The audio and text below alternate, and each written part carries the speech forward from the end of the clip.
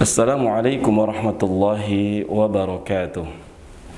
Innal hamdalillah nahmaduhu wa nasta'inuhu wa nastaghfiruh wa na'udzu billahi min shururi anfusina wa sayyiati a'malina. May yahdihillahu fala mudilla lahu wa may yudlil fala hadiya lahu. Asyhadu an la ilaha illallah wahdahu la syarika lahu wa asyhadu anna Muhammadan 'abduhu wa rasuluh. Allahumma salli ala Muhammad wa ala ali Muhammad. Faqala Allah Ta'ala fi kitabihil karim, a'udzu billahi minasyaitonir rajim. Ya ayyuhalladzina amanu dkhulu fis silmi kaffah wa la tattabi'u khutuwatis syaitan innahu lakum aduwwum mubin.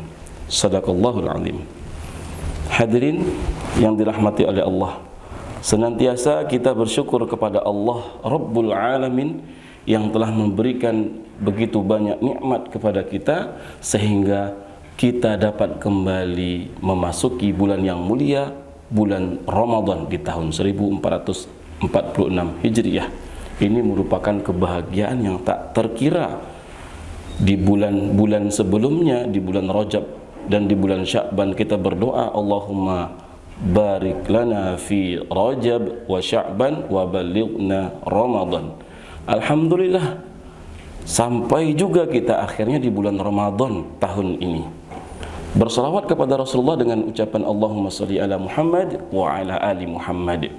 Semoga kita melakukan amal solih di bulan Ramadan ini, kemudian semata-mata melakukannya sesuai dengan apa yang telah ditunjuk ajarkan oleh Rasulullah SAW, sehingga amal kita diterima dan diakui, sehingga kemudian kita kelak bisa bertemu dengan Rasulullah SAW.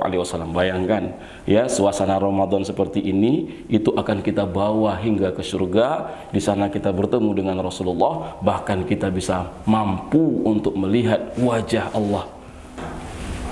Hadirin sekalian yang dirahmati oleh Allah, dalam menjalani kehidupan tentunya ada kebaikan, ada keburukan, ada hak, ada yang batil, ada yang memperjuangkan kebenaran, ada yang memperjuangkan kebatilan meskipun mereka tidak menyadari. Kehidupan Rasulullah pun seperti itu. Awal perjuangan Islam yang dibawa oleh Rasulullah bukan tanpa halangan, bukan tanpa tantangan. Bahkan kalau kita bandingkan dengan tantangan dakwah hari ini, tantangan dakwah di masa Rasulullah, terlebih khusus lagi apa yang dialami oleh Rasulullah, sangat berat sekali. Untuk itu perlu bagi kita memahami bahwa dalam perjuangan ini selalu ada tantangan, halangan, dan Allah telah menetapkan syaitan itu menggoda manusia, sehingga penting bagi kita untuk mewaspadai tipu daya musuh-musuh Islam. Kalau mau lebih detail kita memahami siapa sih musuh-musuh Islam itu, terlebih di bulan Ramadan, tentunya kita tidak mau ya salah untuk mengidentifikasi siapa musuh kita, sehingga jangan-jangan di Ramadan ini kita malah berteman dengan musuh-musuh Islam, musuh-musuh kita dalam beramal di bulan Ramadan. Paling tidak di dalam Al-Quran Allah Subhanahu wa Ta'ala menyebutkan ada orang-orang yang dikategori sebagai kafir. Siapa itu kafir?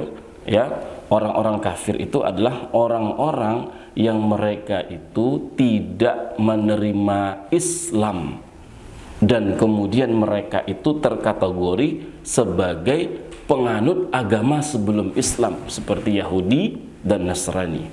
Di dalam Al-Quran disebutkan innalladzina kafaru min ahlil kitabi wal musyrikina, ya, di dalam Quran surah Al-Bayyinah, termasuk juga orang-orang Yahudi. Mereka itu adalah musuh-musuh Islam, ya, musuh-musuh para pengemban dakwah. Tetapi catatannya, tidak semua musuh itu harus dilawan, ya. Di antara orang-orang kafir tadi itu, mereka ada yang secara terang-terangan untuk memusuhi kaum muslimin, memusuhi dakwah. Ya, ingat Rasulullah SAW adalah suri teladan. Bagaimana caranya kita menghadapi musuh-musuh dalam dakwah, ada adab-adabnya. Enggak semuanya kemudian kita harus lawan. Ya. Nah, bagaimana kemudian ada orang-orang kafir akan tetapi mereka tidak menentang dakwah, tidak menentang Islam. Maka kita wajib berbuat baik, bahkan melindungi jiwa dan harta mereka.